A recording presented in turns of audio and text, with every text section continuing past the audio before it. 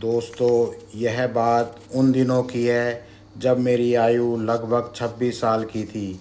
मेरा एक रूटीन आदत थी कि रात का खाने के बाद थोड़ी देर मैं बाहर टहलने जाया करता था। हमारे घर के नज़दीक एक खेत की ज़मीन थी जहां मैं रात की वॉकिंग किया करता था। उस खेत के बीचों बीच एक पेड़ था और वही मेरा टारगेट पॉइंट हुआ करता था जहां तक मैं टहलता था और वहीं से वापस अपने घर आ जाया करता था। एक रात रूटीन की तरह मैं रात्रि का भोजन कर चुका था।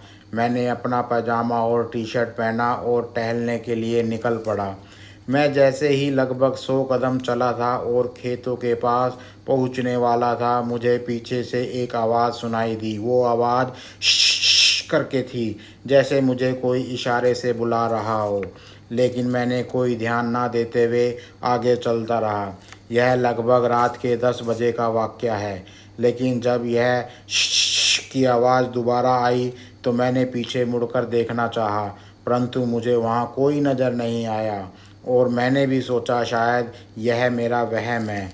और अब मैं खेतों के अंदर उस पेड़ के आधे रास्ते तक पहुंच चुका था जहां तक मैं डेली वॉकिंग किया करता था। लेकिन अब यह आवाज़ मुझे मेरे नज़दीक महसूस होने लगी। मुझे लगा शायद कोई यहाँ बैठा है और मुझे बुला रहा है,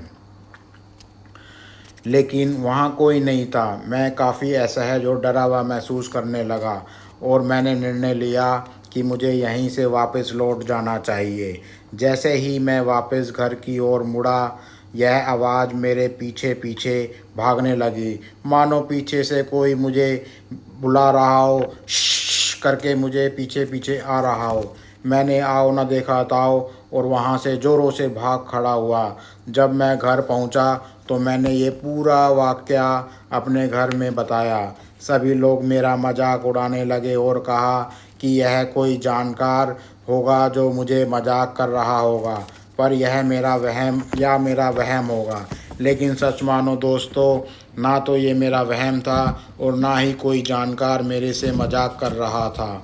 लेकिन उस दिन के बाद दोस्तों, मैं रात में कभी भी उस जगह दोबारा नहीं गया, क्योंकि मैं समझ चुका था कि ये वहम नहीं, कोई ना कोई ऐसी बुरी शक्ति है जो वहाँ पे अंधेरे में रात के लोगों को परेशान किया करती है। तो दोस्तों, आपका क्या कहना